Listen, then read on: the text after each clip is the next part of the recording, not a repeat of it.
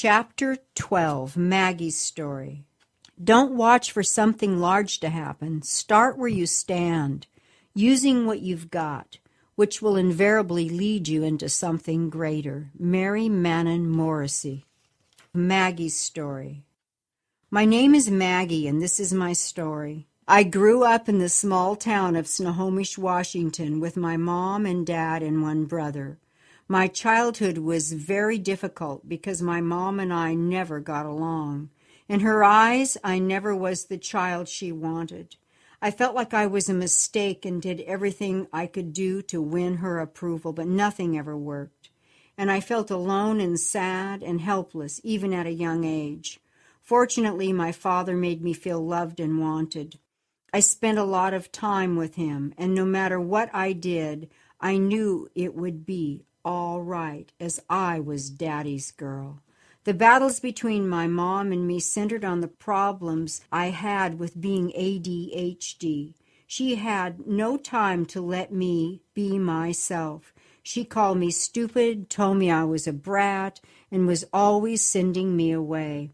I spent a lot of time crying, being angry, and never building any self-esteem. She always gave me negative feedback. On the other hand, my brother was perfect, which left me always on the defensive. He and my mom were inseparable, leaving me to fend for myself. Because of my jealousy towards him, I disliked him. I had many angry outbursts, always being blamed for things I didn't do. I felt totally alone, wishing at times I could just go away and never return. I graduated from high school in 1972 and went on to college for 2 years, hoping for a career in social work. Because I always felt left out. I wanted to help kids in similar situations so that they could feel loved, not empty like I did. Unfortunately, I didn't apply myself. I was too busy trying to fill my emptiness. I began to spiral down and engage in the party scene, smoking pot and drinking. My friends had some of the same feelings I had. We just wanted to feel numb, and it worked. The results from this choice wasn't good. It cost me several jobs. The only part that wasn't messed up is that I didn't become homeless because my father had apartment buildings. And since I was Daddy's girl, no matter what, I always had a place to live. I met a guy, started dating, and within a year we were married. He was my first real love. We had a home and a great income, but because of all the mental and physical abuse from my mom, I was never able to give myself totally to my husband. I was always on the defense, as my mom had instilled in my head. I believed I was stupid and no one would love me. I didn't have anything to keep someone in my life, and because of my low self-esteem, our marriage crumbled, leaving me feeling depressed and unloved. The only blessings I had was our son. I was scared. I had a son and hadn't worked for a while. How would I support him? I wasn't a Christian. God was not a part of my life. I was alone with a 2-year-old son. My father let me rent an apartment in one of his buildings, and then I got a job in a local hospital in housekeeping. Even though I had a job, my life still felt empty and incomplete. I felt like a failure as a single mom trying to raise a child. My own mother went to court in support of my soon-to-be ex-husband, who was trying to gain full custody of our son. I wasn't doing anything except working hard to try to provide a stable home for my son and me. My mom and her aunt testified to how unstable I was, what a rotten child I was, and how I failed at everything. I was so devastated.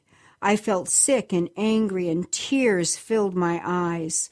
My life would be lost without my son. The judge listened to everyone, looked at me, and his decision was, I was ordered joint custody, ordering payment for 1 year for anguish, pain, and suffering from your mother to you.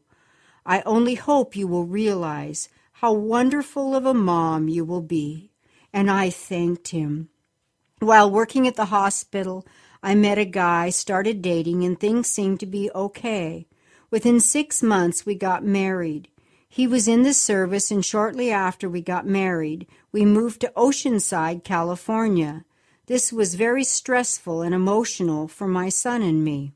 We had never been away from my father or my son's dad. Both of us suffered deep depression. We hardly ate and were always sad, crying, and didn't sleep well. I thought, was this really a good move? I didn't want to fail again, so I hung in there. As time went by, I made friends, and my son also made some friends. Days went by, and it seemed like everything was working out. Unfortunately, my new husband started to drink more and more. I wondered whether it was my fault. I started feeling unloved, depressed, and started partying myself. This wasn't the marriage I wanted. My husband started having drinking problems, and along with that came physical, emotional, and mental abuse. It tore me down. I knew I had to leave, and my only option was to call my father. My father was my rock, my salvation, my everything. When I called him, he told me, my son, and I had to get out. Within 1 hour, he wired money to my personal savings. I got a moving company, packed everything, and moved back to Washington. That was in 1988.